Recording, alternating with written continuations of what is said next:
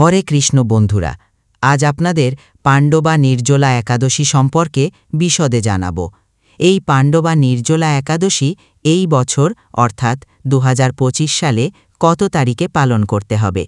এই পাণ্ডবা নির্জলা একাদশী কী বারে পালন করতে হবে? এর মাহাত্ম্য, পালনের আগের দিন যে সংকল্প করতে হয় তা পালনের নিয়ম জানাব। আর একাদশীতে কি কি খাবার গ্রহণযোগ্য আর কি কি খাবার শাস্ত্রমতে নিষিদ্ধ, পালনের সময়সূচি ও পালনের নিয়মাবলী সব বিস্তারিত জানাব। তো 2025 সালের পাণ্ডবা নির্জলা একাদশী জুন মাসের 7 তারিখ শনিবার পালন করতে হবে। এবার বলি আপনারা এই একাদশীর দিনটি সঠিকভাবে কিভাবে পালন করবেন। এই একাদশীর নামেই রয়েছে নির্জলা শব্দ, তাই নিয়মানুযায়ী এই দিনটিতে কোনো খাদ্য গ্রহণ করা যাবে না, অর্থাৎ জল পর্যন্ত এই একাদশীতে গ্রহণ করা যাবে না। তারপরও যারা নির্জলা থেকে এই উপবাস করতে পারবেন না, তারা পঞ্চশস্য বাদ দিয়ে আহার গ্রহণ করবেন।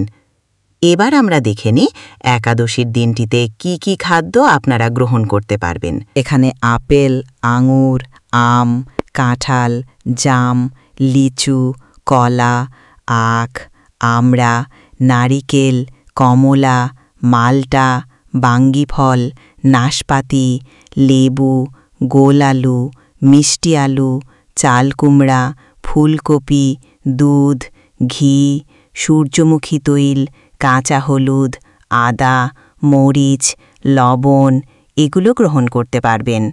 আর এই একাদশীর দিনটিতে যে পঞ্চশস্য গ্রহণ করা নিষিদ্ধ তা জেনে নেওয়া যাক।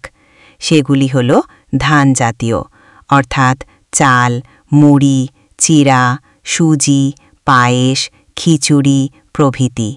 গম জাতীয়, অর্থাৎ আটা, ময়দা, সুজি, হরলিক্স, মিষ্টি, রুটি, বিস্কুট প্রভৃতি। যব বা ভুট্টা জাতীয়, অর্থাৎ ছাতু, খই, রুটি প্রভৃতি। ডাল জাতীয়, অর্থাৎ মুগ, মাসকলাই, খেসারি, মসুর, ছোলা, বরবটি, শিম, মটরশুঁটি প্রভৃতি। তৈল জাতীয়, অর্থাৎ সরিষার তৈল, সয়াবিন তৈল, তিল তৈল প্রভৃতি। এগুলো এবং অনেকে বলেন শ্যামাচাল একাদশীতে গ্রহণ করা যায়, কিন্তু এটি সম্পূর্ণ ভুল। একাদশীতে শ্যামাচাল গ্রহণও নিষিদ্ধ বলা হয়েছে। তাহলে আমরা বুঝে নিলাম যে কোন কোন খাদ্য এই একাদশীতে গ্রহণযোগ্য এবং কোন পঞ্চশস্য গ্রহণ নিষিদ্ধ। এই একাদশী পালন করার কিছু নিয়ম আছে, যা হল একাদশীর আগের দিন নিরামিষ ভোজন করতে হবে, আর সকালে স্নান করে ঠাকুরকে ফুল নিবেদন করে সংকল্প মন্ত্র পাঠ করতে হবে। সংকল্প মন্ত্রটি হল একাদশ্যাং নিরাহার স্থিত্বা অহং অপরেহুনি ভক্ষ্যামি পুণ্ডরিকাক্ষ শরণং মে ভবাচ্যুত, যার অনুবাদ হল, হে পুণ্ডরিকাক্ষ, হে অচ্যুত, আমি একাদশীতে উপবাসপূর্বক পরদিন আহার করব, আপনি মোদীয় শরণস্থান হন। এই সংকল্প মন্ত্রটি পাঠ করে ভগবানের কাছে প্রার্থনা করে নিতে হবে, যাতে একাদশীর দিন ভালোভাবে আমরা যেন একাদশী ব্রত সম্পূর্ণ করতে পারি। আর একাদশীর আগের রাত 10টা-11টার মধ্যে রাতের আহার সম্পূর্ণ করে দন্তমার্জন করে নিতে হবে। এবার বলি একাদশীর দিন কি কি করতে হয়। সকালে সূর্যোদয়ের আগে উঠে স্নান করে শুদ্ধ বস্ত্রে ভগবানকে ভোগ নিবেদন করে তারপর দিনটি শুরু করতে হবে। এই একাদশীর দিন যত পারবেন হরে কৃষ্ণ মালা জপতে হবে, আর গীতা, রামায়ণ, নানান ধর্মগ্রন্থ পাঠ করবেন। আর আগেই বলেছি এই দিন কি আহার করা যায়। তো এবার আমি আপনাদের এই পাণ্ডবা নির্জলা একাদশী, যা জ্যৈষ্ঠ মাসের শুক্লপক্ষে পালন করা হয়, তার মাহাত্ম্য আমি এবার পাঠ করব। পাণ্ডবা নির্জলা একাদশীর মাহাত্ম্য কথা। জ্যৈষ্ঠ শুক্লপক্ষের এই নির্জলা একাদশী ব্রত সম্পর্কে ব্রহ্মবৈবর্ত পুরাণে শ্রী ভীমসেন ব্যাসসংবাদে বর্ণিত হয়েছে। মহারাজ যুধিষ্ঠির বললেন, হে জনার্দন, আমি অপরা একাদশীর সমস্ত মাহাত্ম্য শ্রবণ করলাম। এখন জ্যৈষ্ঠ শুক্লপক্ষের একাদশীর নাম ও মাহাত্ম্য কৃপাপূর্বক আমার কাছে বর্ণনা করুন। শ্রীকৃষ্ণ বললেন, এই একাদশীর কথা মহর্ষি ব্যাসদেব বর্ণনা করবেন, কারণ তিনি সর্বশাস্ত্রের অর্থ ও তত্ত্ব পূর্ণরূপে জানেন। রাজা যুধিষ্ঠির ব্যাসদেবকে বললেন, হে মহর্ষি দ্বৈপায়ন, আমি মানুষের লৌকিক ধর্ম এবং জ্ঞানকাণ্ডের বিষয়ে অনেক শ্রবণ করেছি। আপনি যথাযথভাবে ভক্তি বিষয়নী কিছু ধর্মকথা এখন আমায় বর্ণনা করুন। শ্রী ব্যাসদেব বললেন, হে মহারাজ, তুমি যেসব ধর্মকথা শুনেছ, এই কলিযুগের মানুষের পক্ষে সে সমস্ত পালন করা অত্যন্ত কঠিন, যা সুখে, সামান্য খরচে, অল্প কষ্টে সম্পাদন করা যায় অথচ মহাফল প্রদান করে, এবং সমস্ত শাস্ত্রের সারস্বরূপ সেই ধর্মই কলিযুগের মানুষের পক্ষে করা শ্রেয়। সেই ধর্মকথাই এখন আপনার কাছে বলছি। উভয় পক্ষের একাদশীর দিনে ভোজন না করে উপবাস ব্রত পালন করবে। দ্বাদশীর দিনে স্নান করে শুচিশুদ্ধ হয়ে নিত্য কর্ম সমাপনের পর শ্রীকৃষ্ণের অর্চনা করবে। এরপর ব্রাহ্মণদেরকে প্রসাদ ভোজন করাবে। অশুচাদিতেও এই ব্রত কখনো ত্যাগ করবে না। যে সকল ব্যক্তি স্বর্গে যেতে চায় তাদের সারা জীবন এই ব্রত পালন করা উচিত। পাপকর্মে রত ও ধর্মহীন ব্যক্তিরাও যদি এই একাদশী দিনে ভোজন না করে তবে তারা যমযাতনা থেকে রক্ষা পায়। শ্রী ব্যাসদেবের এসব কথা শুনে গদাধর ভীমসেন অশ্বত্থ পাতার মতো কাঁপতে কাঁপতে বলতে লাগলেন, হে মহাবুদ্ধি পিতামহ, মাতা কুন্তী, দ্রৌপদী, ভ্রাতা যুধিষ্ঠির, অর্জুন, নকুল ও সহদেব এরা কেউই একাদশীর দিনে ভোজন করে না।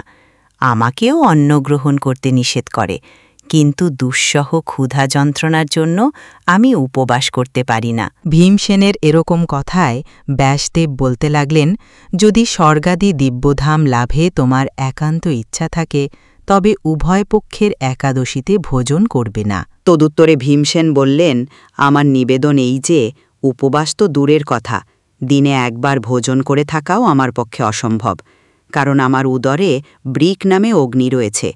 ভোজন না করলে কিছুতেই সে শান্ত হয় না, তাই প্রতিটি একাদশী পালনে আমি একরকম অপারগ। হে মহর্ষি, বছরে একটি মাত্র একাদশী পালন করে যাতে আমি দিব্যধাম লাভ করতে পারি, এরকম কোনো একাদশীর কথা আমাকে নিশ্চয় করে বলুন। তখন ব্যাসদেব বললেন, জ্যৈষ্ঠ মাসের শুক্লপক্ষের একাদশী তিথিতে জলপান পর্যন্ত না করে সম্পূর্ণ উপবাস থাকবে, তবে আচমনে দোষ হবে না। ওই দিন অন্নাদি গ্রহণ করলে ব্রত ভঙ্গ হয়। একাদশীর দিন সূর্যোদয় থেকে দ্বাদশীর দিন সূর্যাস্ত পর্যন্ত জলপান বর্জন করলে অনায়াসে 12টি একাদশীর ফল লাভ হয়। বছরের অন্যান্য একাদশী পালনে অজান্তে যদি কখনো ব্রতভঙ্গ হয়ে যায় তাহলে এই একটি মাত্র একাদশী পালনে সেই সব দোষ দূর হয়। দ্বাদশী দিনে ব্রাহ্ম মুহূর্তে স্নানাদি কার্য সমাপ্ত করে শ্রীহরির পূজা করবে। সদাচারী ব্রাহ্মণদের বস্ত্রাদি দানসহ ভোজন করিয়ে আত্মীয় স্বজন সঙ্গে নিজে ভোজন করবে। এরূপ একাদশী ব্রত পালনে যে প্রকার পুণ্য সঞ্চিত হয় এখন তা শ্রবণ করো। সারা বছরের সমস্ত একাদশীর ফলই এই একটিমাত্র ব্রত উপবাসে লাভ করা যায়। শঙ্খ, চক্র, গদা, পদ্মধারী ভগবান শ্রীকৃষ্ণ আমাকে বলেছেন, বৈদিক ও লৌকিক সমস্ত ধর্ম পরিত্যাগ করে যারা একমাত্র আমার শরণাপন্ন হয়ে এই নির্জলা একাদশী ব্রত পালন করে তারা সর্বপাপ মুক্ত হয়। বিশেষত কলিযুগে ধনসম্পদ দানের মাধ্যমে সঙ্গতি বা স্মার্ত সংস্কারের মাধ্যমেও যথার্থ কল্যাণ লাভ হয় না। কলিযুগে দ্রব্যশুদ্ধি নেই, কলিতে শাস্ত্রোক্ত সংস্কার বিশুদ্ধ হয় না, তাই বৈদিক ধর্ম কখনো সুসম্পন্ন হতে পারে না। হে ভীমসেন, তোমাকে বহু কথা বলার আর প্রয়োজন কি? তুমি উভয় পক্ষের একাদশীতে ভোজন করবে না। যদি তাতে অসমর্থ হও তবে জ্যৈষ্ঠ মাসের শুক্লপক্ষের একাদশীতে অবশ্যই নির্জলা উপবাস করবে। এই একাদশী ব্রত ধনধান্য ও পুণ্যদায়িনী। যমদূতগণ এই ব্রত পালনকারীকে মৃত্যুর পরও স্পর্শ করতে পারে না। পক্ষান্তরে বিষ্ণুদূতগণ তাকে বিষ্ণুলোকে নিয়ে যান। শ্রী ভীমসেন ওই দিন থেকে নির্জলা একাদশী পালন করতে থাকায় এই একাদশী পাণ্ডবা নির্জলা বা ভীমসেনী একাদশী নামে প্রসিদ্ধ হয়েছে। এই নির্জলা একাদশীতে পবিত্র তীর্থে স্নান, দান, জপ, কীর্তন ইত্যাদি যা কিছু মানুষ করে তা অক্ষয় হয়ে যায়। যে ব্যক্তি ভক্তি সহকারে এই একাদশী মাহাত্ম্য পাঠ বা শ্রবণ করেন তিনি বৈকুণ্ঠধাম প্রাপ্ত হন। এই হল পাণ্ডবা নির্জলা একাদশীর মাহাত্ম্য কথা। একাদশীর দিন এই মাহাত্ম্য কথা পাঠ ও শ্রবণ করলে পুণ্য লাভ হয়ে থাকে। এবার একাদশীর পরের দিন পারণ সম্পূর্ণ করা হয়। পারণের মন্ত্র, পারণের নিয়মাবলী ও পারণের সময়সীমা আপনাদের জানাব। একাদশীর পরদিন অর্থাৎ দ্বাদশীতে জুন মাসের ৮ তারিখ রবিবার ভোরবেলা ৪:৫১ থেকে সকাল ৭:১৭ পারণ শেষ করতে হবে। আপনারা এই সময়সূচির মধ্যে পারণ সম্পূর্ণ করে একাদশী ব্রত পালন করতে পারবেন। পারণ সম্পূর্ণ না করলে একাদশীও অসম্পূর্ণ থেকে যায়। তাই পারণ কিভাবে পালন করবেন তা আমি বলছি। দ্বাদশীর পারণের যে সময়সূচি দেওয়া হয়েছে তার মধ্যে ভগবানকে ভোগ নিবেদন করে সেই ভোগ আপনি প্রসাদ হিসেবে গ্রহণ করবেন। আর ভগবানকে যখন ভোগ নিবেদন করবেন তখন পারণের মন্ত্র পাঠ করবেন। সেই মন্ত্রটি হল অজ্ঞানতিমিরান্ধস্য ব্রতেনানেন কেশব প্রসীদ সুমুখো নাথ জ্ঞানদৃষ্টি প্রদো ভব। এভাবেই আপনারা খুব সহজেই এই পাণ্ডবা নির্জলা একাদশী সম্পূর্ণ করতে পারবেন। আমি আপনাদের খুব সহজেই এই একাদশী ব্রত সম্পর্কে বিস্তারিত জানালাম। আপনারা অবশ্যই এই একাদশী ব্রত পালন করুন। আর যদি কিছু এর সম্পর্কে প্রশ্ন থাকে কমেন্টে লিখে জানাবেন, আমি অবশ্যই তার উত্তর জানানোর চেষ্টা করব। যদি আমার এই তথ্য আপনাদের ভালো লাগে তাহলে এই ভিডিওটি লাইক ও শেয়ার করে দেবেন।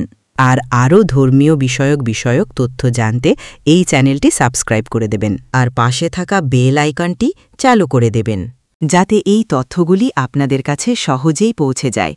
হরে কৃষ্ণ।